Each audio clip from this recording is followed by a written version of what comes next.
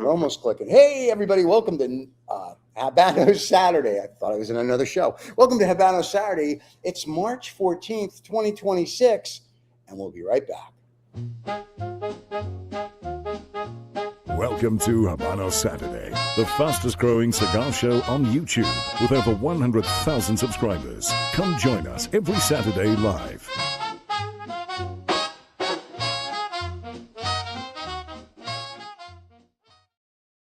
All right, we are live. Hey, welcome to the show.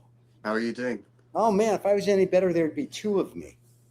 There may be two of you right There now. may be two of me. Hey, you know what's really funny? I have to tell you this. Last week, we did a little short that said to everybody, no matter what you smoke, we never make fun of you, blah, blah, blah. One of the guys in my office, I don't really mean it. One of the guys in my office said to me, you make fun of me all the time. So I don't want to mention any names, Chip, but you smoke crack. And that's all I can say. So, and I talked to the Brotherhood and Sisterhood of the Leaf, and we've decided. I thought you were going to say the Aryan Brotherhood. Yeah, no. I'm Jewish. Can't do that. So we talked to them about Chip joining. I told them what they smoke, and then they were like, nah, everybody but him. What's interesting is I heard a word that you've dropped in about crap cigars. I think you said something about crap cigars, right? I did. You never used to talk about it that way, right? But little by little, I like the fact that you're understanding that some cigars are genuinely crap. And when I say crap, I mean crap to the extent that they're unsmokable. I don't quite get who is smoking these cigars other than, I don't know, long distance truck drivers who just chew tobacco, raw tobacco, and that's what they want. Or the guy in my office. He's one smoking them. There you go. Clearly, and I've been thinking about this more and more recently. Yeah. Yes. Clearly, the cigar smoking community, the hobby, has become so diverse. Yes. That you find little niches and tranches of people doing their own thing. It's a very vibrant pastime now. Yep. Like you get all sorts. You get absolutely all sorts in all communities. Like, sometimes you see these Instagram memes of people who are obsessed with Star Wars and they dress up in Star Wars gear and they go like Comic-Con kind of thing. Yeah. But then there's a niche within that as well. People who take the lasers very seriously. Yes. And then there's a niche within that too. There's a niche within niche within niche. And cigar smoking is becoming like that. There are people who enjoy. So it doesn't matter what, and so this, I've always known this. Yeah, there is a cigar out there that I think is totally shit. I can't understand it, and someone loves it. That is true.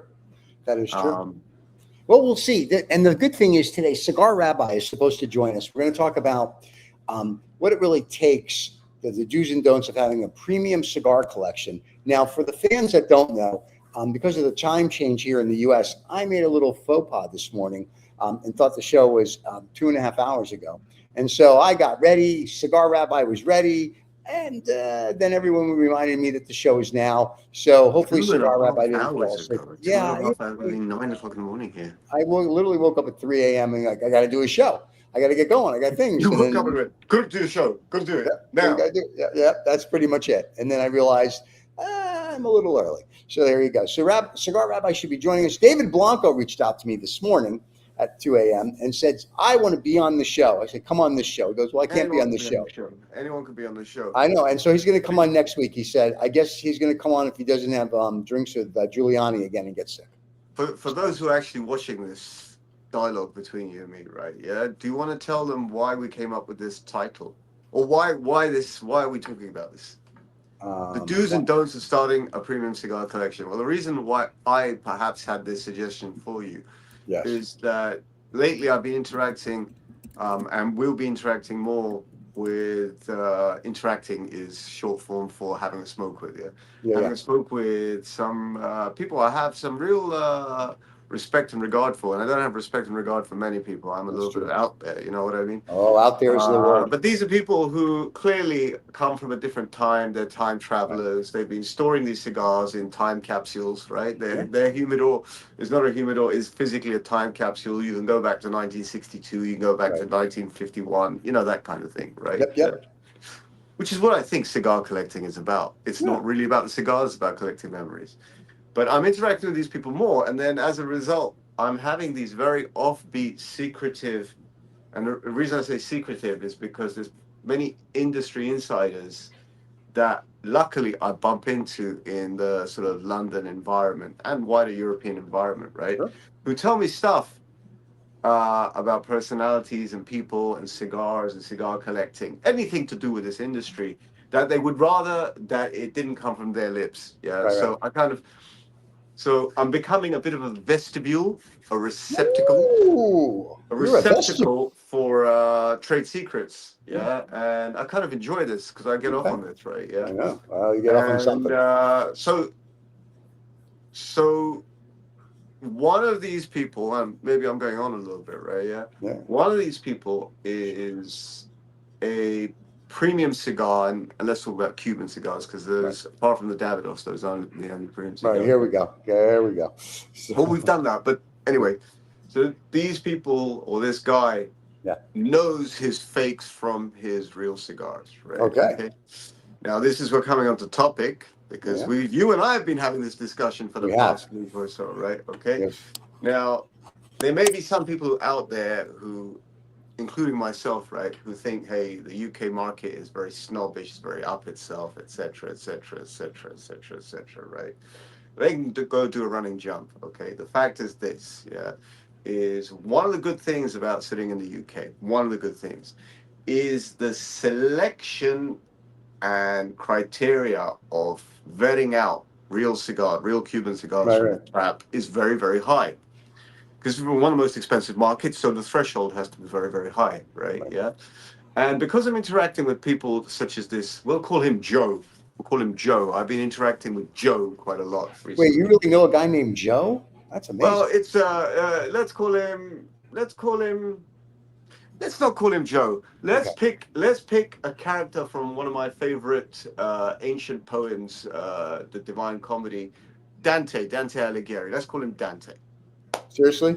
We're going to call this guy Dante? Well, I said Joe. You had an objection with Joe. I think I have the perfect name. Elmer Fudd. Let's call him Elmer. Elmer is okay. We can Elmer. The compromise. So Elmer tells me that he is constantly, professionally and non-professionally vetting cigars, checking cigars, etc., etc., etc.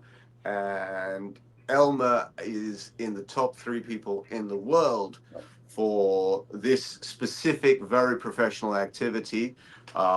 It can change the fortunes of collectors. Their collections can be worth more money. They can be worth less money. They can get some ideas to the pedigree and provenance of their cigars. I mean, I'm getting a little bit complicated right now, but at the end of the day, these people are good at wheedling out the rats, okay? If we want to go into that kind of way, Sure. And it occurred to me that especially, I mean, I don't meet that many collectors. The ones I meet, I'm a people-based person. If I like someone, I like someone. If I don't like someone, I can go and do a fucking random jump. But the market info is that the largest amount of Cuban fakes exist in places such as that which you live in, primarily. Monaco? They listed Monaco. All right, everybody. Yeah, congratulations. Monaco, there you go. So hence the reason for this topic. And from time to time we have people on, like we might have Joshua Cohen on, right? Cigar Rabbi. He said, I just got a message from him. God forbid the Cigar Rabbi would rush through breakfast to come on the show, even though he was ready 2 hours ago. He's probably lox and bagels. Bagel and watch with a schmear, and you put a little cape. Oh, it's a beauty. I mean, what's not to like? As a slightly tangentially to this, right? I had a bit of a cigar experience yesterday, which I forgot existed, but it was done out of force because basically I exist on my own. I smoked a cigar, a normal cigar. Congratulations. Walking through London late evening and listening to my earpods, right? Okay. And let me tell you, that was fucking therapeutic. I'll be very honest with you. It takes you off all sorts of places. Yeah. I generally sit in one place to smoke a cigar. I don't even like smoking a cigar when I'm driving, to be honest with you. Really? That's the best time. I used to, but the thing is, I couldn't really quite square the enjoyment of driving with the pairing with the cigar. Oh, right? I'm sorry. You meant when you physically drive. I mean, because when I have my manservant do it, I just sit in the back. I didn't realize that we were driving ourselves. I'm sorry. You forgive me. Yeah, there's a strike going on. The servants left a week The ago. servants left. I didn't know. Okay, Servants. It's not just the driver; it's the butler and the fucking man. I hate when that happens. Yeah, Manservant as well. there you go. The au pair too, and Yeah. the gardener, Ah, and the estate manager, that's the worst because you don't know how to make it. Who can pay things? and the private banker. Well, that's the worst. There's a whole level. There's a whole tier system of support staff, isn't there? Yes. Depending on how much you want to project.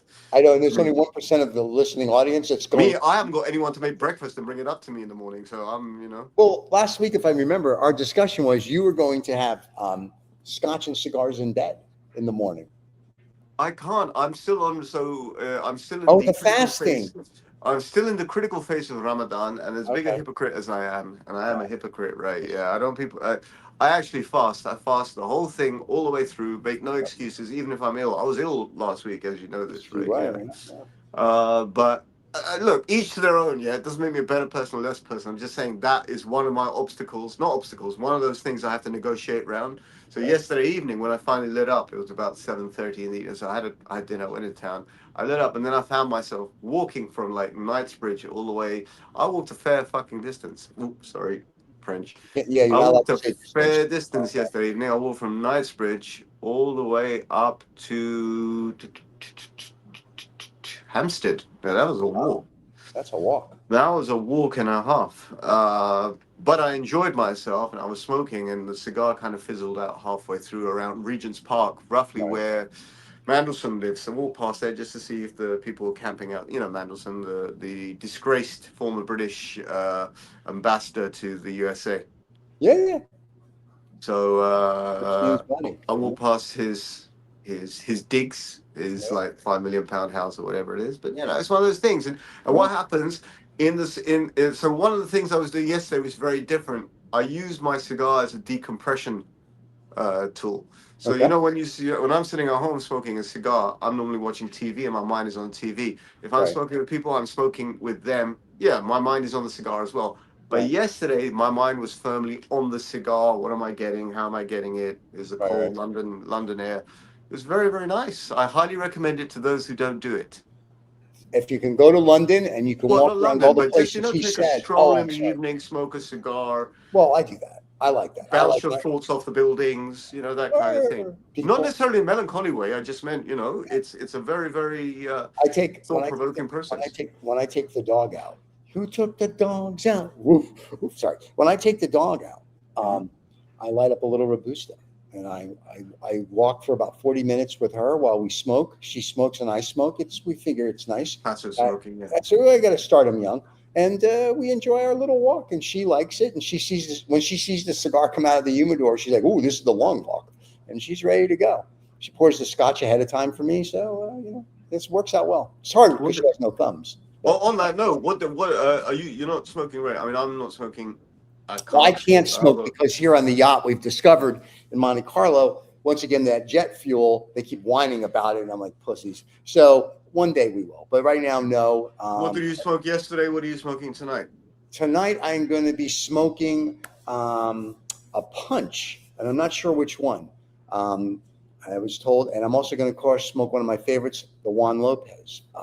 And yesterday, I know you won't be happy about this, but I smoked a non-Cuban, but it was transcendental or whatever you say. It was a Davidoff. And it was a beautiful. Oh, really?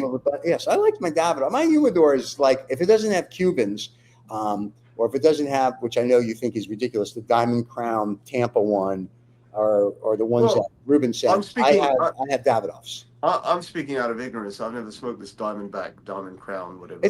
When I come to London, I'm gonna bring you one so you can poo-poo it live. They'll confiscate it at the airport. They're not. They don't allow non-Cubans. Hard drugs are not allowed. I love it. That's good and in thinking about, so there's a few things that have been going through my brain lately because of events that have been taking place in London and events that haven't been taking place, and a little bit contemplating the cigar smoking experience. Forget the cigar world, forget the cigar industry. My cigar smoking experience. I'm being very introverted and thinking about it. Right? Yeah. coming to the conclusion that the because of this thing I was saying to you, that's become very vibrant, the cigar smoking hobby. Like everyone's doing it. There's niches within niches within niches. Yeah, I think that the cigar industry generally has worked out that the best test bed for this is the lady smoker, the female smokers, Interesting. so-called self-proclaimed aficionados, Well, and we had because and the reason why, because they always buy cheap cigars because they're priced well, they're entering, well, I don't mean that in a bad way, I don't mean in a good way, right? When someone's entering the market, they start light right. and they work themselves up. That is a very, very fertile ground, if you pardon the pun. It's a very fertile ground for testing out your cigars. And yeah, I think they need to start making more New World cigars for the ladies, because that's what that market fits. Well, here's the thing. I know a couple of ladies that do smoke. I think they're ladies. They're from Thailand. They could be lady boys. I don't judge. But I know that they all like, oh, I smoke a vanilla this or a car. I'm like, that's not a cigar. That's a piece of paper with flavor. So, and then I know one lady that actually smokes a cigar. Like she'll go and get like a real Robusto or like even a Churchill late evening, early afternoon, mid morning, whatever it is from Davidoff, and she'll smoke. And I'm like, that's impressive. So yeah, but a lot of them smoke. To your point, we had Miss Amy on, and you know, it's nice that you're cute and you do, but I don't. I think she needs. And I say this with all due respect because I always have to educate myself in the cigar industry. I think Amy needs just a little more education about cigars, because we asked her some basic questions about the cigar she was smoking, like what's the wrapper and what's this and she didn't know. I think well, you could be right. I think we're all in that kind of educative process, right? Just when you think you're on top of it, there's a whole new science to it, right? In fact, I was discussing with a couple of friends yesterday evening about the anatomy of a cigar, the physical anatomy of a cigar, and I don't just mean at the basic level of ligero and binder and filler and wrapper and all that kind of stuff, the sort of like the leaves that go in. I don't just mean that, but I was talking about combustion and the rates of combustion of a cigar, and what part of the cigar is burning faster, what part of the cigar is burning colder, where are you getting the aromas from, which leaf are you getting the aromas from, etc., etc., etc. You know what I mean? Yeah. Right? Okay. So it sounds very nerdy, it sounds very technical, but when you are sitting down with two friends and trying to work out, look, I'm getting this, we're all smoking the same cigar, for example, right? Yeah. Where is the aroma coming from? Is the aroma coming from the burning, the combustion? Is it coming from a specific leaf? Is it psychosomatic? Because I had a coffee with this, do I think it tastes like coffee? You know what I mean? Yeah. That kind of stuff, those kind of questions. And in exploring that, you realize how nerdy you're actually getting, how much, how really deep down you're getting into a product. But that is still an educational process, because something else will come along and it will warp. So the Behike cigar, Right. which is part of the Cohiba brand, right? My understanding always was, Yes. I'm sure someone at some stage is going to comment on this. This is mildly controversial. Hey, there's Urs there doing the V sign on the cigar lamp thing. All right, we already said a good morning. Yeah. So my understanding was that the Behike line of Cohiba had what is called a medio tempo leaf in it, which is a leaf that only sprouts 3% of the time when the moon is shining in the right direction and the wind is blowing in the right direction off the coast of Cuba, right? Okay. Yeah. I'm making it up. That's a fantasy, right? Okay, but it's a leaf that doesn't normally sprout. It sprouts on the tobacco plant. It sprouts very rarely. Therefore, it's very sought after. Okay. And that's what a Behike cigar has in the middle of it. But then I've been told by people who know much better than me, not necessarily every Behike has the medio tempo in it, right? Interesting. So I'm just saying it's an educative process. Yeah. It could be right, could be wrong, but you're constantly searching for that extra flavor, that extra construction, that extra aroma, that extra thing, which you only get from Cuban and Davidoffs, right? And well, yes. no, I say that as a matter of fact. Yeah, I say that as a matter of fact. Because and I'm not trying to be unkind. There's a market for everyone. There's a market for everything. Yeah. Right. Okay. There's a market for people who want to drive a car like a Toyota. There's a market for people who want to drive a Ferrari, and there's a whole range in the middle. And that's what's interesting about the cigar world. It's not one-dimensional. It's not two-dimensional. It's become very three-dimensional in real time. No, it's very true. And so your smoking goes more to the physics of it, almost like we're going to dissect it, like reverse engineering it. When we smoke, it's more of the enjoyment of, and we don't contemplate where the burn is coming from or this or that. So I think it's just. I think it's too much time. I think some people, including myself, right? If you spend enough time smoking, right? Okay. Right. You're going to go through phases where you get more and more into the product, and then you get more and more out of the product, because there's a point at which, your peaks and troughs of like, I really want to know more, and now I just want to enjoy. I go through phases of I couldn't care less, I just want to enjoy my cigar, okay? And then I go through phases of where is that smell coming from? Where is that aroma coming from? Where is the construction? Really, and this is to do with experience. I think it's to do with experience, right? Yeah, someone who's just started smoking, shitty. Okay, let me be kind. She's saying shitty non-Cuban cigars. You said that. I didn't say that. You said it. That's where you're going. Someone who's just started. It's not Davidoff, because Davidoff is transcendental. It brings you to a spiritual place. It's almost organic. It's got a story. I mean, at the end of the day, however you want to slice or dice it, right? Davidoff has a story, right? And if you know the story, you know the story about, let's say you've never smoked a cigar before, you walk past the Davidoff store, it says Davidoff, right? Yeah. Just, you don't know anything about that Davidoff cigar, but you know that logo with the sort of slight, it's not cursive, but it's an italic, it's an italic handwritten style font, but it's not cursive. The letters don't blend into each other. But you can see it's a mark of quality.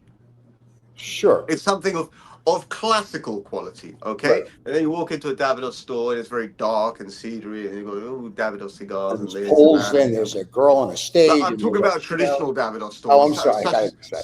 Such as one found in London on the corner of St. James's and Jermyn Street. Gotcha. I can't go to that one. Right. So when you walk in there, you're already imbued with an aura that you haven't ever experienced yet. But there's an aura of classical cigar smoking. You walk in, right? Yeah. So, but if you don't know anything about Davidoff cigars, right? How would you know what a Davidoff is about, right? Okay. So in this particular case, the reason why I wax lyrical about Davidoff cigars is I know a little bit of the history of Davidoff cigars. Right. A little bit is a relative term, yeah. I know a little bit of the history. I know a little bit about the brand. I know about the roots of the brand, and that it started in Cuba and then moved to Dominican Republic. But they kept. When I say they, I'm talking about the Rothschilds here. Right.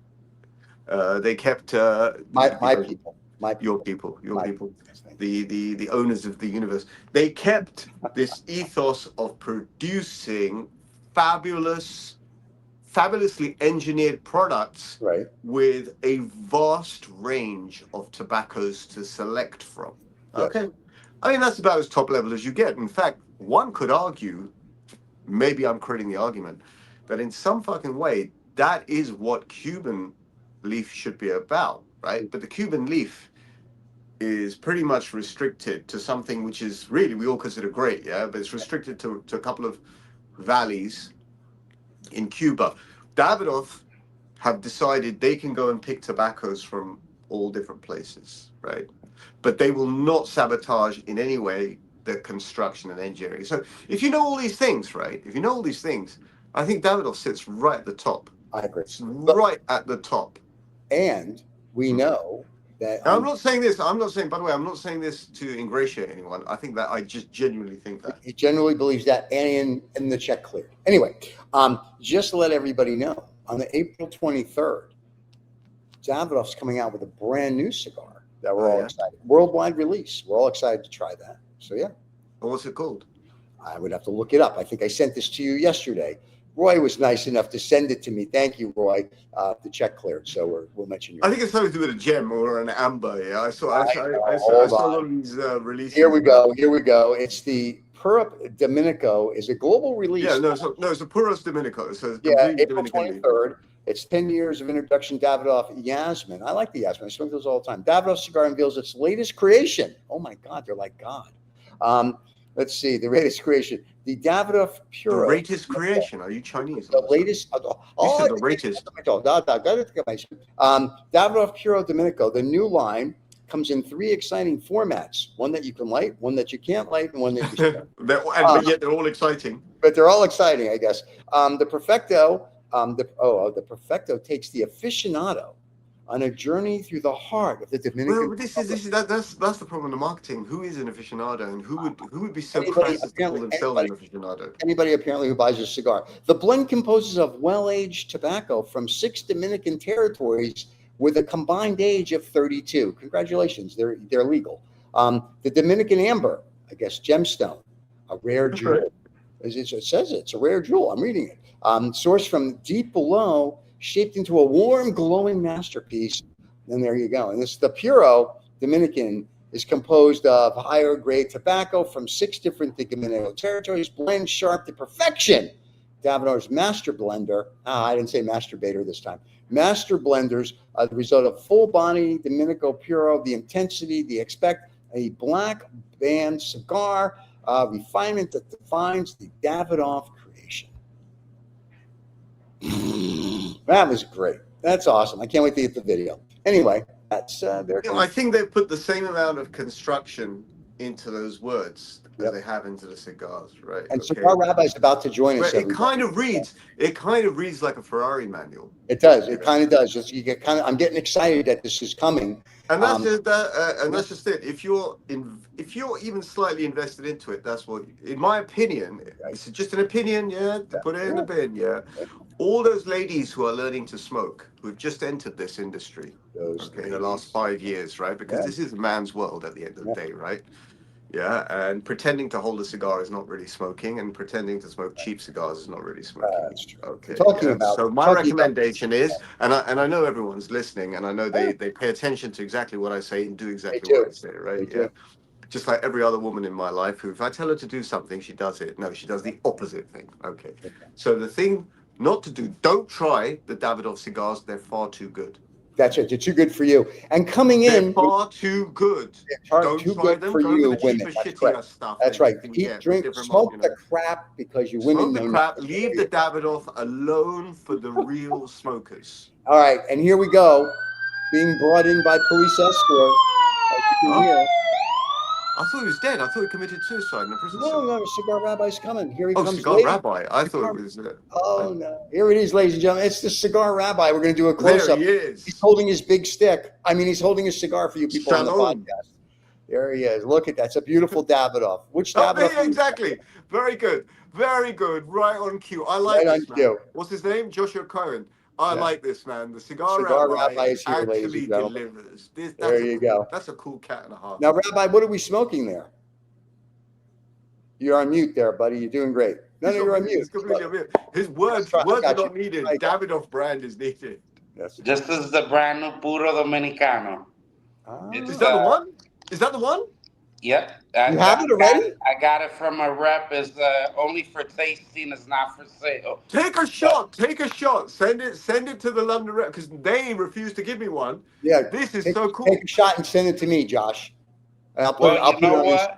We're gonna smoke it live, and I'm gonna give you my honest opinion. You cool cat. The Cigar Rabbi. I'm not gonna sugarcoat it. Cigar Rabbi. Smoking it before the release. No, nothing. All right, Cigar Rabbi is going to light up the world release cigar for April 23rd. So Davidoff, if this sucks, you can't really suck on this. And this, and the Cigar Rabbi knows his cigars because he's a rabbi. And there you have it. So there we have it. Now he's going to be the moil. He's the moil. He just did the moilish, and now he's going to light it. He's going to do the whole rabbi thing. There's a little prayer that's going on right now. He's saying the whole Baruch Atah. That's a nice, elegant-looking Vitola, by the way. There's an elegance to that cigar. The ring gauge to length ratio is quite nice. Yes, it's a Corona Larga, so it's a very unique size. Now, Josh, I have a question. Can I get one tomorrow, or there's none to have? I have to wait till April 23rd. I can see what I can do for you tomorrow. I might have one laying around. If you do, let me know, because I would love to try it tomorrow while I'm having lunch, lounging around. at the Caligula Festival. No, honestly, in terms of just look, that is an elegant look. That is so I have a figure in my head that I created, a number, and I hope it catches on. I mentioned it on the show a week or two ago. I have a number that relates to the ratio of the ring gauge to the length. That is a number in itself. I mean, it technically relates to the weight of the cigar. That should give you some idea of length to ring gauge ratio. So what is it like? What's it like on the first draw? Right away, I'm impressed. I mean, I'm somebody I've always loved. I'm sure you remember Reza the Dominicana Davidoff, which was also a puro. It was pure Dominican. Everything sourced from the Dominican Republic. I always feel that when you keep things pure, it's going to bring out the best. That's why I like Opus X. I think that's Opus X's little niche, is that everything is coming from one vega, like they say, one plantation. In this case, Chateau de la Fuente. And obviously these, I don't know exactly where in the Dominican Republic it was sourced. I read the whole description. I just read the whole description. It's 6 different valleys. It's a whole thing. Virgins climbed to the top of the mountain to pull the leaf. I just read the whole thing. I'm glad you paid attention when I did all that. Put it up in the footnotes on the YouTube video. I will. Oh, you what the whole thing I just said? No, not now. When you post. Oh, you mean when we do the show? You do sort of like a little bit of an advertising campaign for this. Oh yeah, because the check cleared. I got it. Yeah. I have to say, the way that Joshua has lit that cigar. I mean, it's not about lighting the cigar. The way that Joshua's produced that cigar has increased the excitement to try it. It's a good-looking stick. And Josh is enjoying it. You can tell. It is really good. After some breakfast, I'm enjoying it. I'm gonna be honest. The darker leaf kind of was intimidating, but on the contrary, it's very smooth, very elegant. I can't really taste too many particulate notes, but it is smoking nice, and the flavor is there. Okay. And would you say it's a medium or full body for the fans that are listening and watching all around the world? I'd go minimum medium, definitely nothing lower than a medium. But studying the Habanos brand, I never realized there was a lot of medium Cuban cigars that, to me, full body Cuban cigars that, to me, I felt that they were medium. That's right. Bolivar, Ramon Ayones, they're known as a full body. But when you smoke some of these other New World cigars, like they say, are non-Cubans, that to me, that they're medium at best, Right. But this is definitely, I'm going to say medium to full body, just to throw it out there. Now, let me ask you this question, because this is a world exclusive, and we've got this cigar before anybody else, so suck it. Anyway, not that I'm a vengeful person. My question is, Josh, what's the price point? I know, right? I'm a child. What's the price point? That one I can't disclose that at this moment. I can tell you the ones that I have a clear label on it that says tasting cigar, not for sale. Okay. Just checking. That I promise you. I wouldn't make that up. No, I got that. So I guess my question is, do we think it's going to be over 50 or under 50?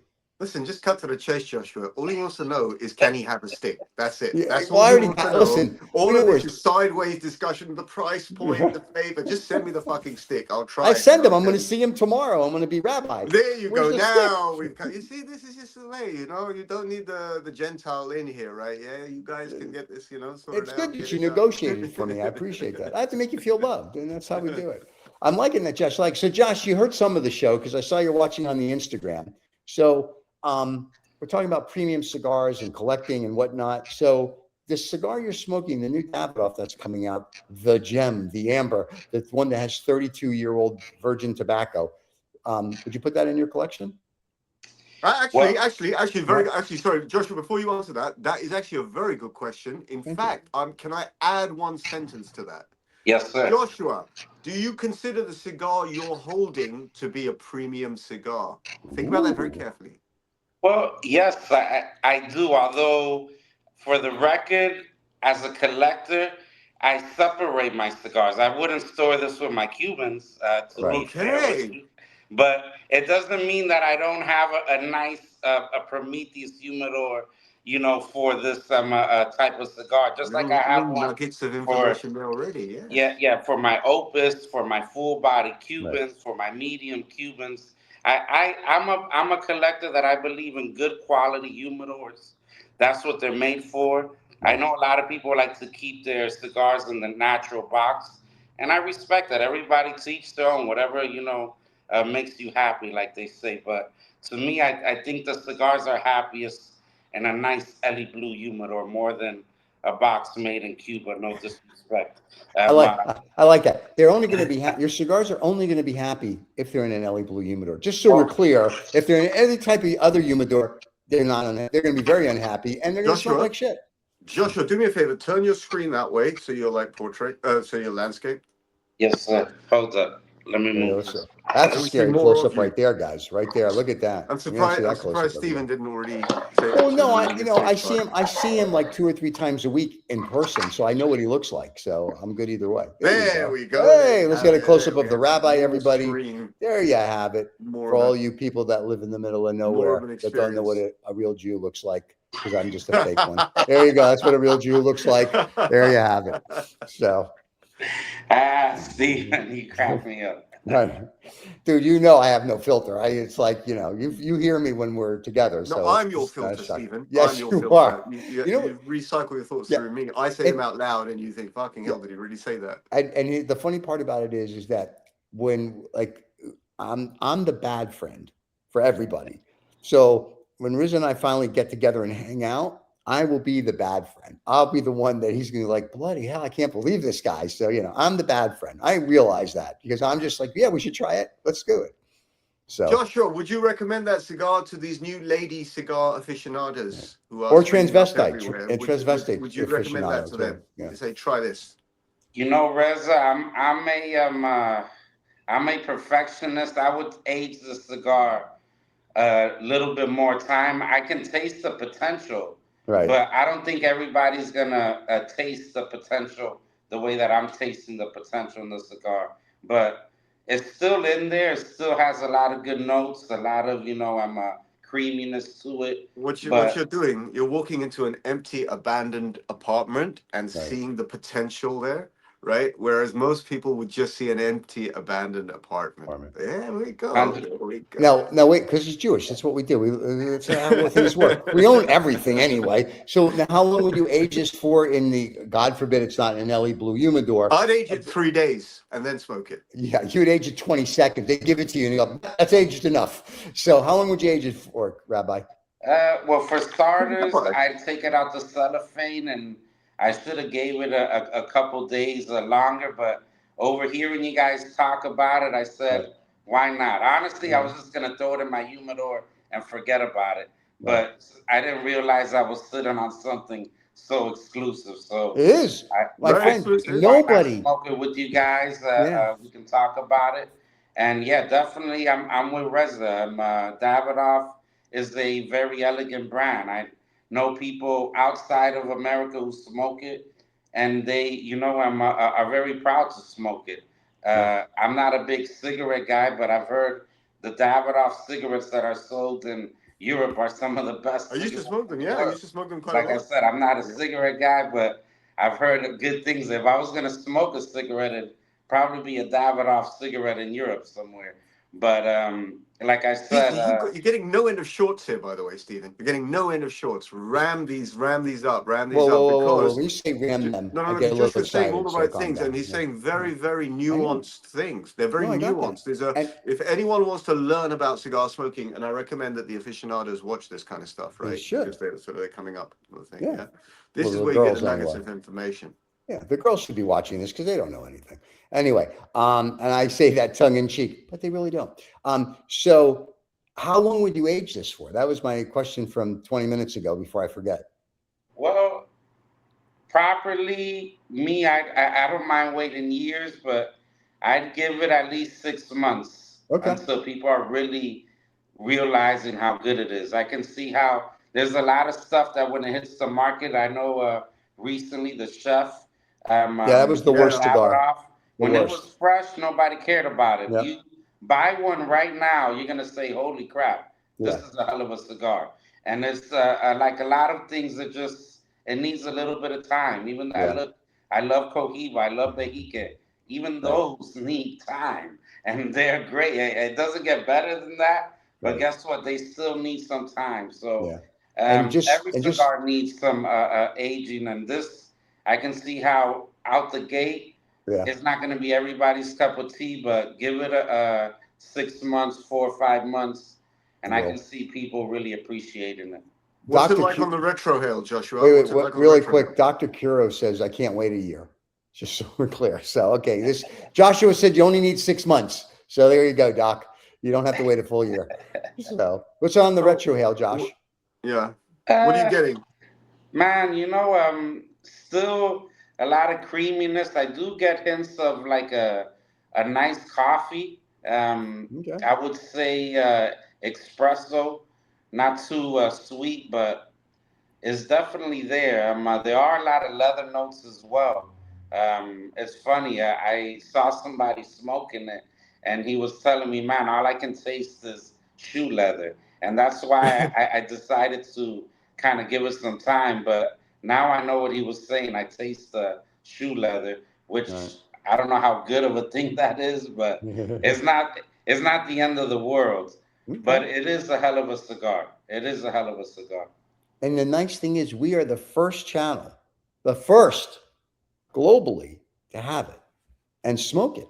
Well, courtesy of Joshua in this case, not courtesy of Davidoff. If Davidoff Well, had done their Davidoff, thing, we'd all be smoking it right now. they don't do squat for us. They don't send checks. They don't send letters. They send nothing. However, Roy is always very nice when I send them a message. So they got that going for them. But He's yeah, a cool no, cat. He was so that's fine. nice. He told me he smoked this 4 or 5 times already. That's the most I got out They of shove it it. in your face and not actually let you have one. Yeah. Like I smoked one, you can't have it. Yes. So, but see, the Davidoff reps here in the United States, they realize nobody cares. So they're like, here, take it because we got to sell the cigars. And that's the way it works. So, but that's good. I'm glad we've I had think it. there's And some then, signal issues. There's some missiles flying over you or something like that. oh, stop. There's no missiles flying over us here yet. The Well, drones come next week. bit of jiggy Wi-Fi issues there. There you go. There's your Jiggy 5. There you go. There you go. You feel better now? There you go. There There you you go. go. There's the There's your missiles. missiles. There's I got a missile for you right here. So, but that's good. So Josh is going to tell us as he smokes. So we're talking about. So this would go. So Josh, this would go into your premium cigar collection, and we know, and an Hang LA on, Blue Humidor. hang on. Dr. Crudo just said the thing I was thinking in my head. You rub tequila on it like Arnold. Yes, actually, Yeah. if you're not quite sure, Yeah. just dip it in tequila a little bit, just a little bit, yeah. If you're not quite sure, if you're not really enjoying it, just bring the enjoyment level up.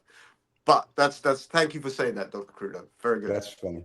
Dr. Crudo. I'm trying to think. Dr. Crudo sounds like he should be on, Despicable Me, that cartoon thing. He sounds That's like he's a Gru. character. That's Gru. Crew. That's No, Gru. I know, but Dr. Crudo sounds like he should be one of his evil villain guys that he's Like fighting. counterpart, yeah. Like a counterpart. Yeah, I'm just trying to help out there. The Rocky Patel to the Davidoff. Yeah, let's go with that. Anyway, even Josh doesn't smoke Rocky Patel cigars. He knows better. We've discussed this, where he and I. Nobody smokes those. That's like, even Rocky doesn't smoke Rocky Patel cigars. He smokes Davidoff like everybody else. Joshua, as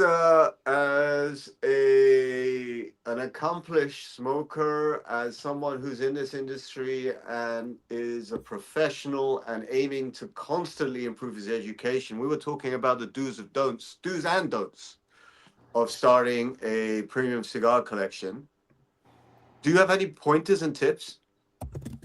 Well, definitely. I always tell people. I know that during 2020, during COVID, a lot of people use the excuse I couldn't fly, and there was no traveling. I got it. A lot of people may have ordered some cigars online, but my number one suggestion is always: there's nothing like receiving your cigars yourself.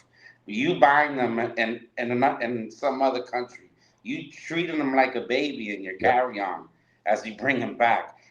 All of this, it shows in your cigar. My cigars have energy. It's like food. If I cooked your food in a bad mood, the food is not going to taste good. If I cooked your food gracefully, my brother, the food is already off to a beautiful start.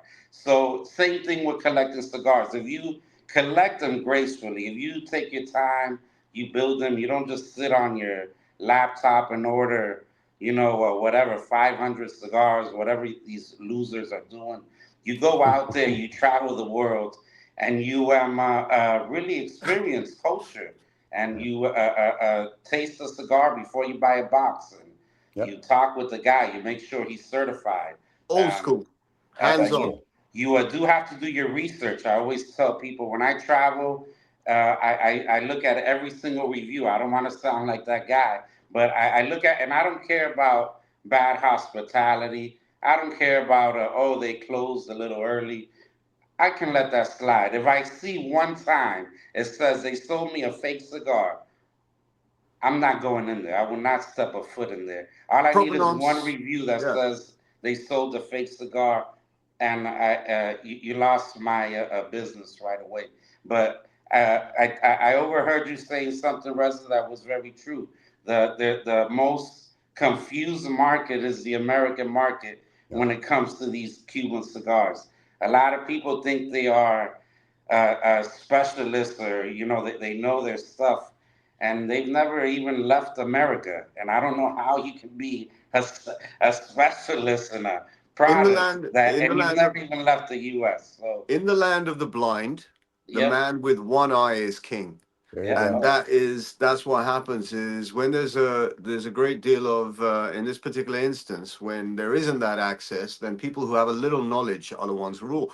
But when you have true experts on, right, okay, which is not me, yeah, right, true experts or budding experts or people who are the right, I mean, from what you're saying, actually, your ethos of buying a cigar or smoking a cigar, I'm really enjoying it because I think you combine the feeling of smoking a cigar with also the scientific approach to picking cigars, Right. actively picking them, uh, finding provenance. And this relates entirely to the collectors that I've been speaking to. They only are interested in provenance, provenance, provenance, provenance. After that, then they decide whether they like the cigar or not in the first place. Okay, they want to know all the way down, where does this box come from, where everything matches up. And that is a science, and it's a science that the fakesters are trying to dodge all the time. Some well, some really badly. So it's very, very cool, interesting, and very, very positive, Joshua, that you have a reign on that. I mean, that's really cool that we got people like you on this program talking about things like this. The one very important thing I wanted to ask you, and it's really been bugging me lately, I've been watching some of Kirby Allison's videos as well recently, yeah? Um, is it necessary to wear an expensive suit to be a collector? Well, to me, the ultimate luxury is comfort. So, however you're comfort, if you're comfortable in some sandals on the beach with no shirt, more power to you. I don't this is see. going to be this. You see this guy? Yeah? He's going to be the new. He's going to be the new Cuban ambassador. The diplomacy skills are fabulous. They're I know this absolutely guy's good. fabulous And by the way, just so we're in the new clear, regime, the new regime is falling apparently, so I will become cigar czar here in in about one a way or month. the other, in one No, no, capacity or the no. other. Right? What's his name? Raul called last night. He says, I'm going to let Trump take over Cuba now. So I'm excited. So cigars, Cuban cigars, here they come, America. And once you smoke one, then the mystique will be gone. And they'll be just like the non-Cuban cigars, and everything will blend. And we can stop having this argument, which is better, Cuban cigars and Davidoff, of course.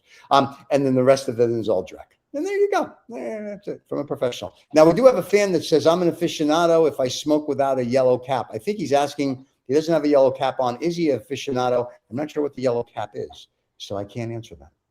What is the yellow cap? I was thinking about I that don't as know. I'm well. just reading. He says, I'm going to I was start my just day drinking cogitating. now, which is good, and take out a Davidoff too. I'm assuming that he's taking out a cigar, not his special Davidoff. And then he says, I'm an aficionado. Congratulations. I recall the show we did with Jasim. This was about 5 months ago, right? Yeah. Right. And actually, I felt a little bit slightly humbled, right? Because he was talking about the fact that, to dress up and everything, it's really for Instagram. It's really for, it's for social media, it catches people's attention. And it's sort of like it's like not haute, an haute couture show, right? Yeah. Yeah. You know, these designers do haute couture. They design clothes that no one's ever going to wear, yeah, but it gives some sort of feeling or Right. ethos of what their direction they're going in. And I think all the visual stuff is subjective. Style Right. is subjective. Whether you have to wear an expensive suit or not is subjective. Yeah. Right. As Joshua says, be comfortable. Yeah. Okay. Be comfortable the way you are. If that's what you are, be that. Right. If you want to smoke shitty New World cigars, right? Smoke shitty New World cigars. If you enjoy them, enjoy them. Good. Less for us. And I guess, and then to your thing about Kirby. No, I didn't say New World cigars are shitty. I said shitty Kirby, New World you said cigars. Kirby was They shitty. are, Isn't that what you just said? Kirby is shitty. You said Kirby I was did not shitty. say that. You said, I heard that. You said merely Kirby was sitting in a discussing- shitty I was merely suit, smoking a discussing whether shitty it is cigar. necessary And that was it. to dress like an English public schoolboy when you're from Texas, yeah, in order to smoke a cigar. Well, he's a dandy, so he gets to dress like that and do his dandy stuff. Now, Very we have a precious. serious question from a fan, and Riz and I can probably answer this more than Joshua, because any thoughts on EGM, a very nice cigar? Yes, only the Yes, Lancero over is to a you, nice cigar. Joshua. Joshua, over to you. EGM cigars. What does EGM stand for? You know, I originally thought that the M in EGM was for the last name Musa, which is Arabic for Moses. I don't know if we're on the Okay. same page Mhm. of what It is the EGM. last name, but it's not Musa. It's Ettore Gabriel Moraschinelli. This is the owner and founder of EGM, young Italian guy, very A very nice guy. Jewish guy. Top in terms of marketing. What are the cigars like? Joshua, you smoked any? Honestly, I haven't. Like I said, I know somebody with those initials, but it's the last name is Musa. So it's not the same guy. It's not No, the It's same not guy. the same guy. So, No. The so Lancero. as The an answer Lancero. of EGM, as an The answer, Lancero yes. is the only cigar that they make that's worth to buy or to smoke. The other stuff is nice, but poo. The Lancero, that's a No, professional the Lancero criticism, is a good is the cigar. best. That's a good It's called cigar. I would the buy a wheel of those and be very comfortable. Escurio. It's called the Escurio. I Well, think it's called the Escurio. For the record, I can say one thing that I do find interesting about that brand. Now that I think about it, in Cuba, there's no other cigar that's sold that's a non-Cuban other than this brand. Other than I EGM. personally haven't been to the lounge where they sell it, It's but from what I've it's heard, I called think this is the El way you guys Bleco. are El talking. Bleco. Okay. Oh, and El Bleco. Okay, nice. I've been there, but I don't know. It just wasn't really my type of party, Well, to be it's honest. because when they founded the brand, the story goes, or the myth goes, or the legend goes, is that's where they were based, or that's where they were sitting. So they called it El Bleco. In fact, they have one Vitola, which is called the El Bleco. Nice. Yes, Okay. they do. Nice. That's But like I said, the cigar worth smoking from their range, Lancero. you can put. I mean, you can smoke through them as you wish, yeah. But the one to smoke is the Lancero. Yeah, they're all good, but the Lancero is like a cut above. So it's very, very nice. Yeah. So Norris is saying some people say Cuban cigars are overrated. They can't tell the difference between a Cuban cigar and a New World or a non-Cuban. No wonder if it's a fake Cuban But cigar that's what from the the New ladies World. say. That is what the ladies say. Is that he's talking about ladies or no? Is he talking about the aficionados? No, he just said some people. He didn't say ladies. He said some people. Well, I know because I know Earth. You know when He's Earth, being Earth politically correct. So Okay. Earth being Swiss, yeah. Earth being Swiss. It's like they were good during the war. They were very in neutral. In this particular occasion, he is clear by his absence of technicality because Earth speaks in a very technical way. When he's being vague because he's being naughty and jibing. So it says some people. In fact, you should have put some people in inverted commas. Some people. You ladies, Some people, ladies say Cuban cigars are overrated by people who know better. They're overrated by people who know better than you know. Okay, so that's the answer. They can't tell the difference between a Cuban cigar and a New World cigar. Yeah. No wonder if it's a fake Cuban cigar made from New World tobacco. Right. I agree 100%. The nice thing is, and though, Urs is going to be in town. And by the way, Joshua, I'm throwing out an invitation to you. Stephen's already part of this invitation. Joshua, get yourself in London. You're going to enjoy it here. I'll take you up on that offer, brother. I'll take you up. Get over. There's salt beef sandwiches here as well. Not just in your part of the world, dude. I know. There's only 4 Jews in London, so if you and I go, really? Josh, we're going to increase it by 2. And they So it's own going to be London. very exciting. There's only 4, and they And own all of London. London, they all know each other. All we have to do is call them open arms, just so we know. There you go. So, well, and to his point, it's true. But, and I agree, there's a lot of fake Cubans here here. But I will also say, once I think Americans that smoke non-Cubans start smoking Cubans, you're going to find people that are going to be like, they're great, and you're going to find people that they're not so great. I still say what I've said on the show, and I've said this to Josh when we smoked. There's still a mystique about the Cuban cigars, the Cuban brand, everything. And you said a couple of weeks ago, Rizzo, which was interesting, in 20 to 30 years with reverse engineering and all this other things, then the non-Cuban cigars will be at some point probably equal to or possibly surpass a Cuban. Well, I said that hypothetically. I don't know the actual answer to that. But the thing is this, if technology is and horticultural technology is progressing at the same rate as all the other technology.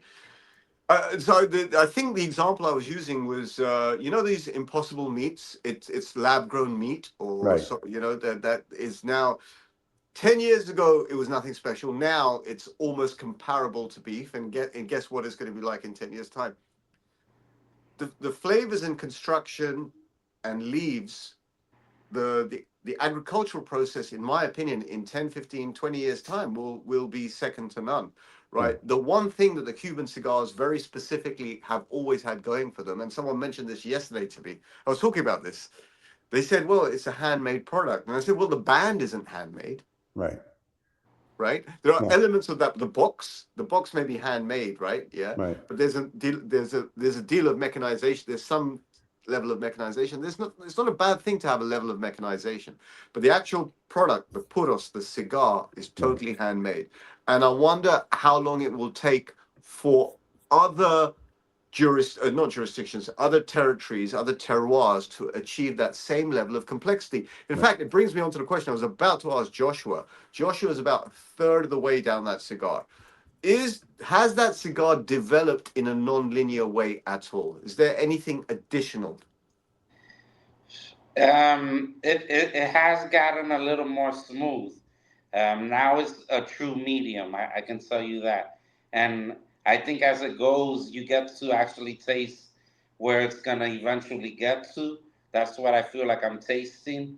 It's still delivering in every sense. I mean, I probably would have enjoyed this more after lunch. Come to think about it, but at the same time, it's a hell of a cigar. And I'm gonna touch on two things both of you said. First, you, Stephen, um, I do think that when Cuban cigars come to the U.S., what we're gonna find is a lot of people who like those strong, full body cigars. They're still gonna like that. They're not gonna. Cuban is not never gonna fill that void that they're looking for.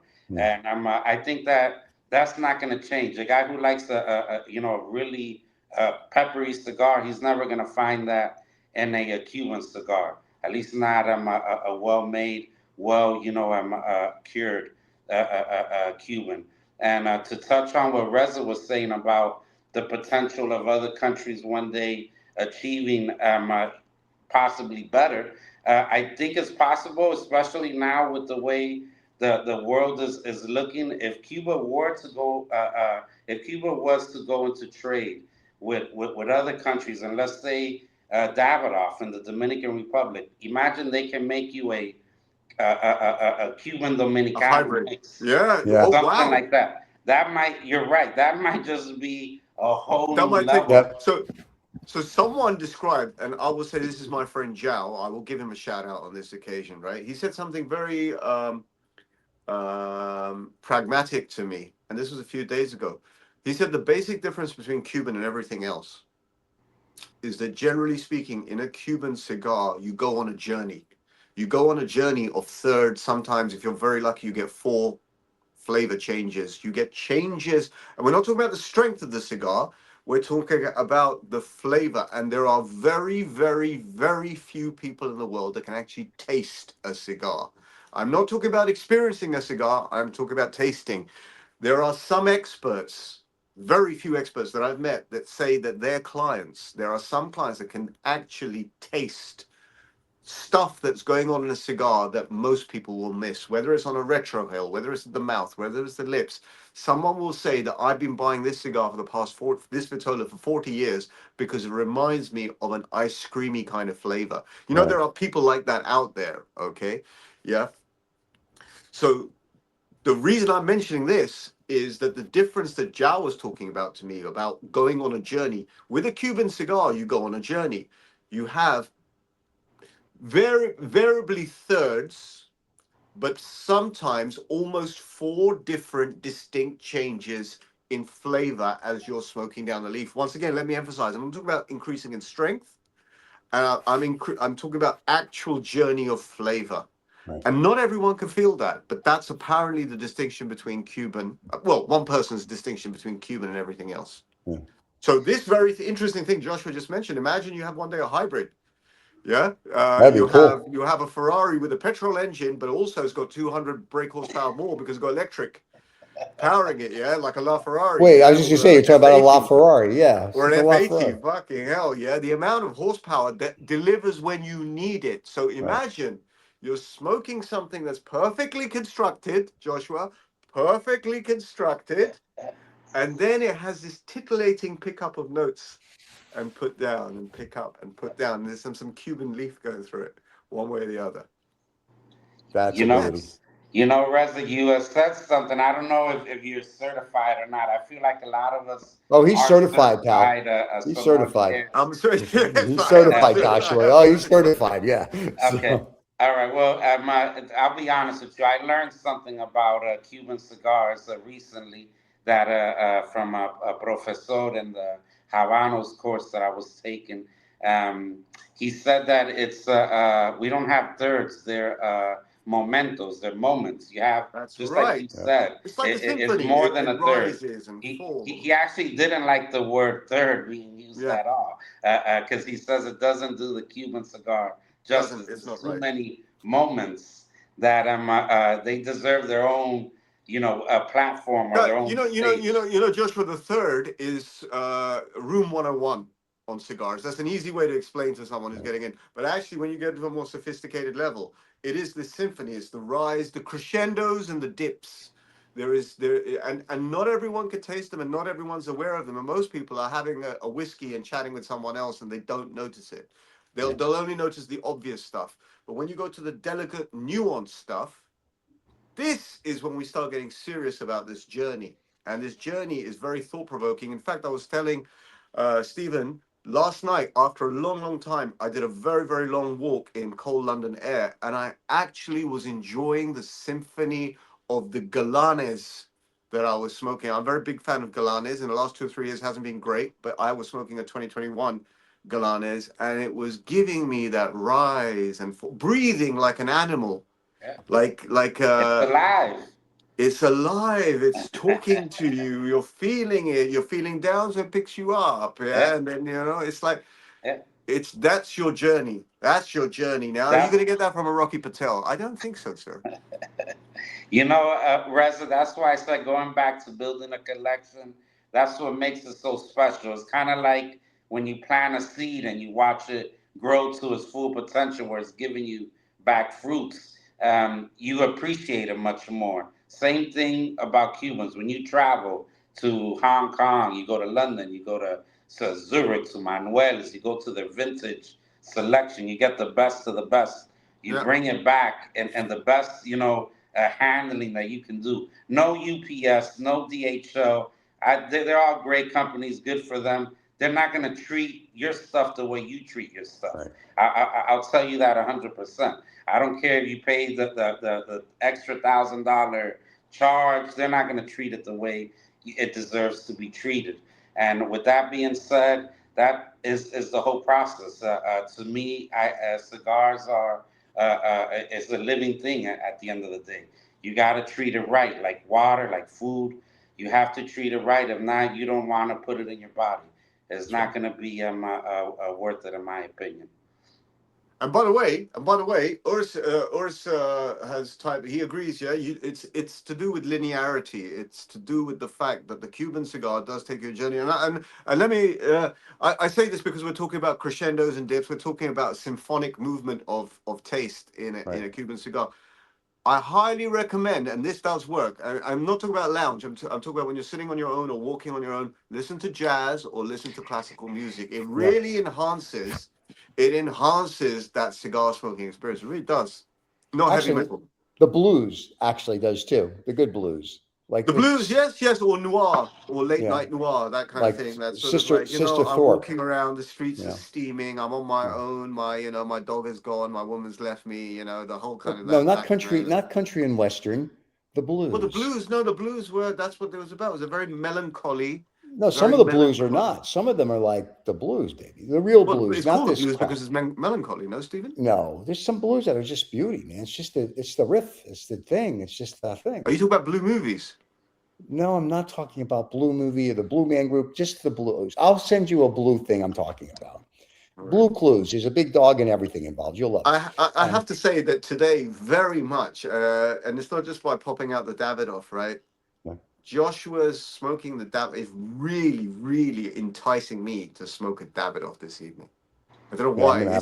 I'm kind of looking forward to this one. It's that. Well, this is just it. This is the pleasure of smoking together. This is what you do. You kind of egg each other into trying different experiences. But that looks like, honestly, I'm not smoking that cigar, but that looks like a worthwhile smoke to me, especially because we can't get hold of it. That's why. Well, we can't. Apparently, you can't. Apparently, you can. I can. And tomorrow, I'm getting a hold of it. So, hey, Josh, here's my question. No. Now, hang on. Now, what you've done? Now you've obliged Joshua. You've done that thing that. I'm a Jew. It's what we do. I'm not going to ask. I'm obliging. I'm going to make him feel guilty. Thinking, really? Now, where can there's I Jewish guilt. There's Jewish guilt at play. Oy vey.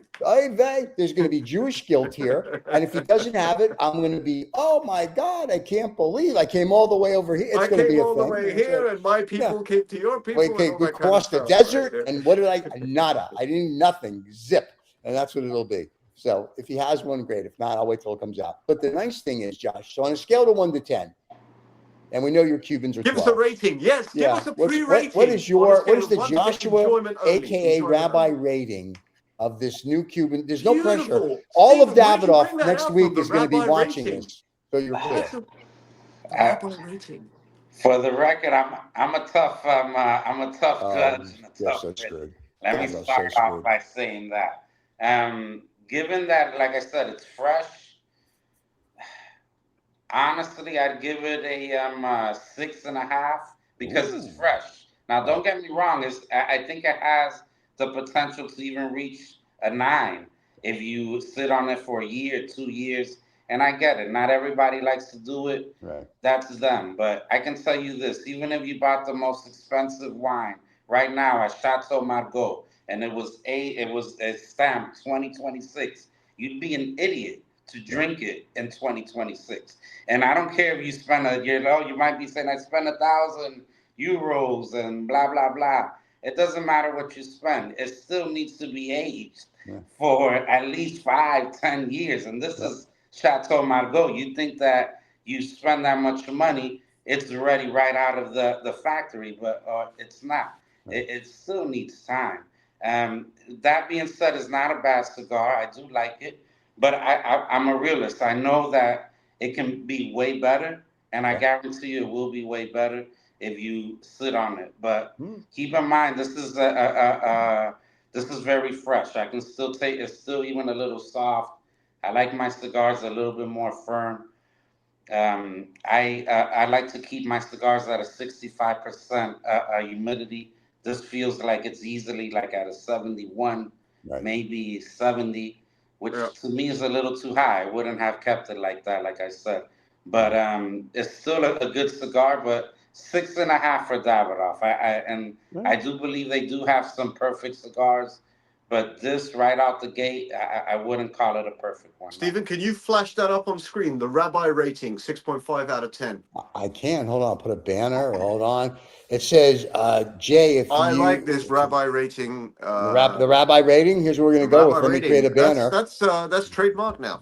I know. Rabbi rating. Hold on. Rabbi rating.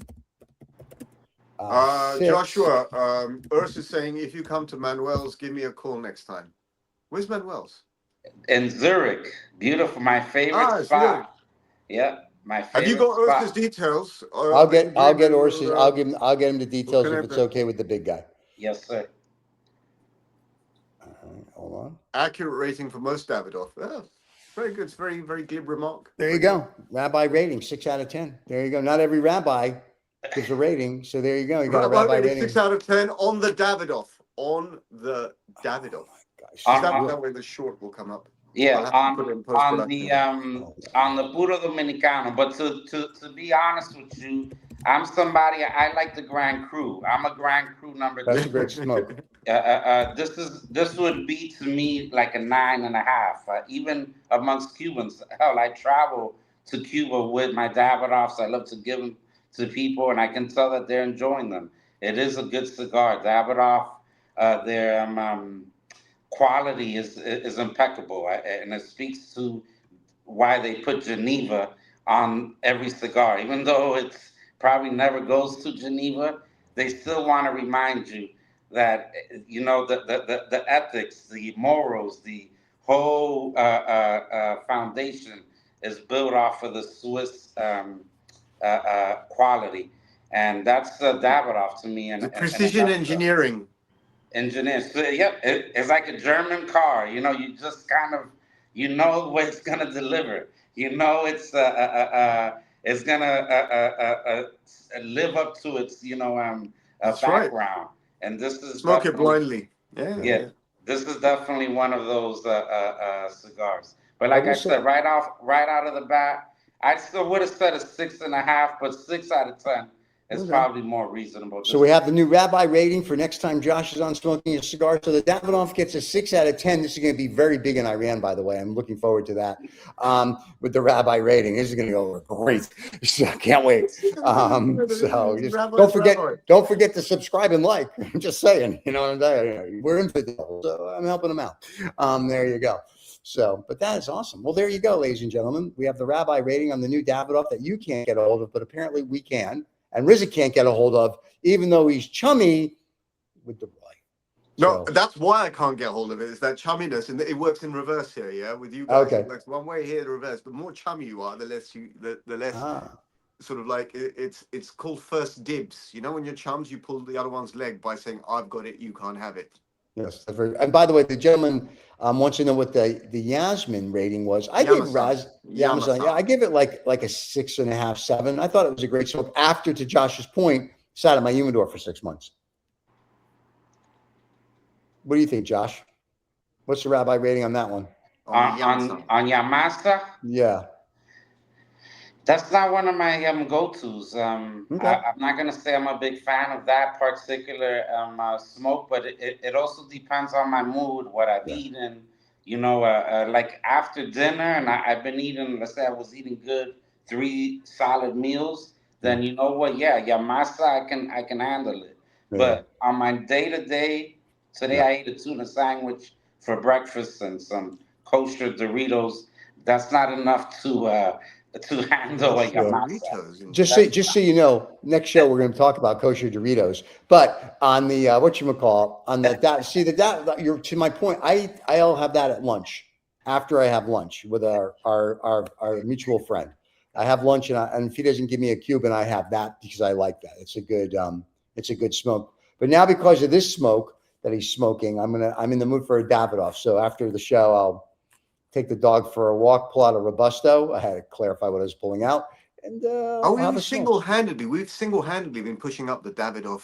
We have been. I know we've been doing it, and it works. I'm a little annoyed with them that they haven't been advertising on the show yet. Well, we'll work on it anyway. So, but no, Davidoff makes a great cigar. And after your last week's transcendental crap that you did, Davidoff transcendental crap. Here we go. It was great. It was the best thing I've ever seen. I'm sorry, in my life. It was great. We love Davidoff. We want to thank them. We want to thank the Cigar Rabbi and all the fan that watched the show today. Don't forget to subscribe and like. Any final words before we go, gentlemen? And because the fans are going to be heartbroken, we want to leave them wanting more, not less. Live long and prosper. Oh my God. That's what Urs does that every bloody time. Does he really? He does. Have you not noticed? He does that. Well, he's apparently, you know, when Leonard Nimoy did that, right? Yeah, on Star Trek. You know where he got it from? He said he was in synagogue once, and and there was a point where you have your eyes closed, and he was looking down. He looked up and he saw that in the synagogue. So that's where it comes from. Well, the rabbi here will confirm that. That is actually, if you're ever in a Jewish cemetery and you see somebody with my last name, they may have that same hand signal on their grave or their tomb. And we want to thank the fan that said we did a great chat today. Thank you very much. We'll be back next week, whether you like it or not. Just Cigar Rabbi, probably not. He can't get up early every week because he does have to keep that little Shabbat thing we have going on in our religion. I'm the fake Jew. Later, I'm going to have a hamburger with cheese and bacon. So don't worry about that. Other than that, everybody have a wonderful Saturday. I can say that. They don't know I'm in Monaco. And you did. Who knew? You thought it was in there, but it came out from there. It came out like this. This is the problem. So anyway, everybody have a wonderful Saturday. Cigar Rabbi, thank you so much. Always good to see you. Rizza, always a pleasure. Gentlemen, thank you so much. Everybody stay safe. Enjoy your cigars. We'll see you all next week. Cheers, everybody. Cheers.